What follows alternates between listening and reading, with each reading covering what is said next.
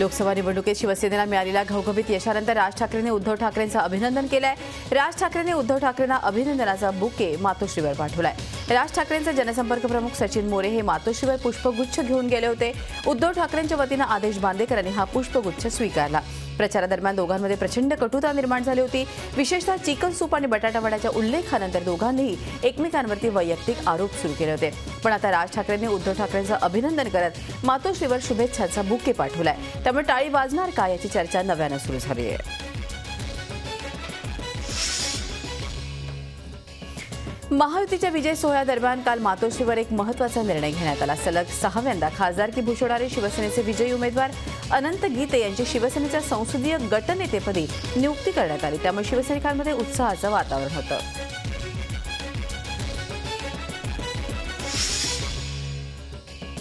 राज्यात महायुतीला मिळालेल्या घवघवीत यशानंतर काल मातोश्रीवर चांगलीच लगबग होती। हा विजय साजरा करण्यासाठी मातोश्री सजली आहे। विजयी उमेदवार मातोश्रीवर उद्धव ठाकरेंची भेट घ्यायला आले होते। सकाळपासूनच शिवसैनिकांनी मातोश्री बाहेर गर्दी केली होती। शिवसैनिकांमध्ये प्रचंड उत्साह दिसत होता। अनंत गीते, राहुल शेवाळे, गजानन कीर्तीकर, आनंदराव अडसूळ या सगळ्या निवडून आलेल्या खासदारांनी उद्धव ठाकरेंची भेट घेतली।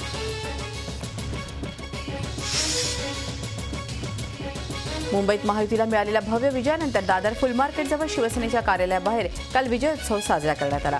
शिवसेना खासदार आनंदराव अडसूळ यांच्या उपस्थितीत फुल मार्केटपासून एक मिरवणूक काढण्यात आली। ढोल ताशांच्या गजरात गुलालाची उधळण करत शेकडो शिवसैनिक या विजयोत्सवात सहभागी झाले होते।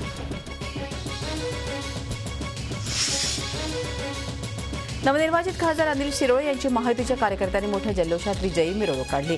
पुणेकरांनी जी संधी दिली आहे आणि विश्वास दाखवला, या विश्वासाला तडा जाऊ देणार नाही असं आश्वासन शिरोळे यांनी यावेळी दिलं। सर्वांना सोबत घेऊन काम करणार असल्याचंही शिरोळे यांनी यावेळी सांगितलं।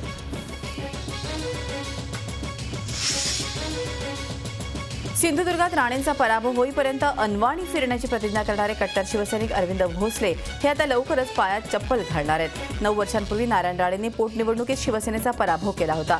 त्यानंतर राणेंचा पराभव होईपर्यंत चप्पल घालणार नाही अशी प्रतिज्ञा भोसले यांनी केली होती। आता या लोकसभा निवडणुकीत निलेश राणे यांचा पराभव झाला, त्यामुळे भोसले पायात चप्पल घालणार आहेत। किरीट सोमय्या यांनी खासदार म्हणून निवडून आल्यानंतर दुसऱ्याच दिवसांपासून कामाला सुरुवात केलेली आहे। सोमय्यांनी काल सेंट्रल रेल्वेचे डीआरएम गिरीश निकम यांची भेट घेतली। काँग्रेस सरकारकडून प्लॅटफॉर्मची उंची वाढवण्यासाठी पैसे अजून दिले नाहीत, मात्र मोदी सरकारची स्थापना झाल्यानंतर काही दिवसातच पैसे देऊन मुंबईतल्या 12 प्लॅटफॉर्मची उंची वाढवणार असल्याचं त्यांनी सांगितलं।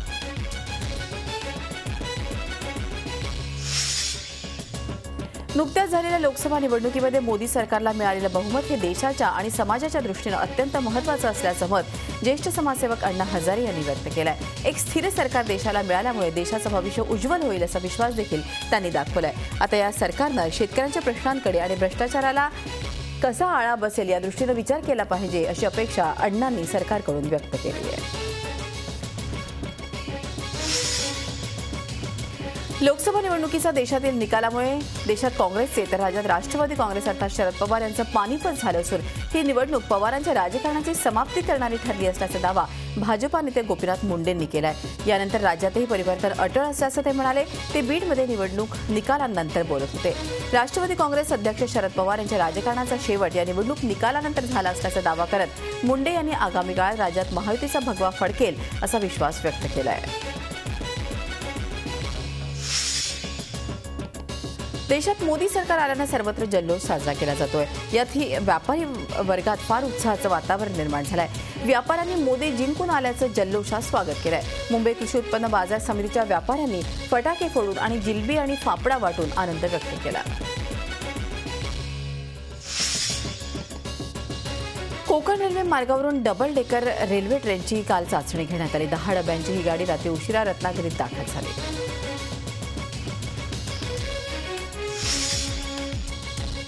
बेस्टच्या कर्मचाऱ्यांसाठी तयार करण्यात आलेलं नवं कॅनेडियन वेळापत्रक मालाड डेपोशिवाय अन्यत्र राबवू नये अशी सूचना मुंबई उच्च न्यायालयानं बेस्ट प्रशासनाला केली आहे।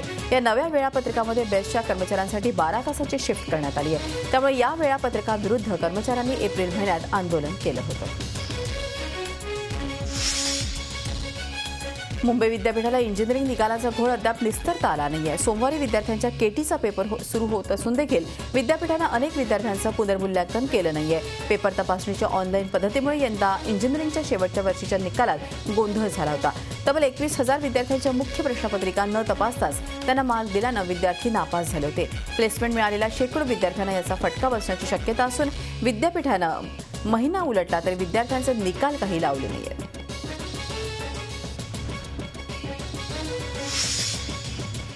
लोकसभा निवडणुकीत मोठ्या मताधिक्यानं पराभूत झालेले काँग्रेसचे उमेदवार संजय निरुपम यांनी आपल्या काँग्रेसच्या पराभवाला ईव्हीएमला जबाबदार धरलाय.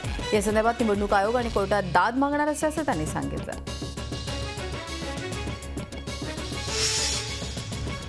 छायाचित्रकार गोपाळ बोधे यांचं काल निधन झालंय.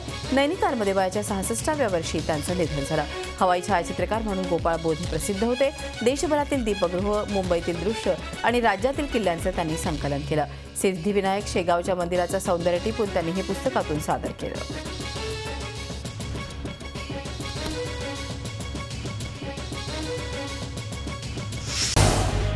झी 24 तास रहा एक पाऊल पुढे.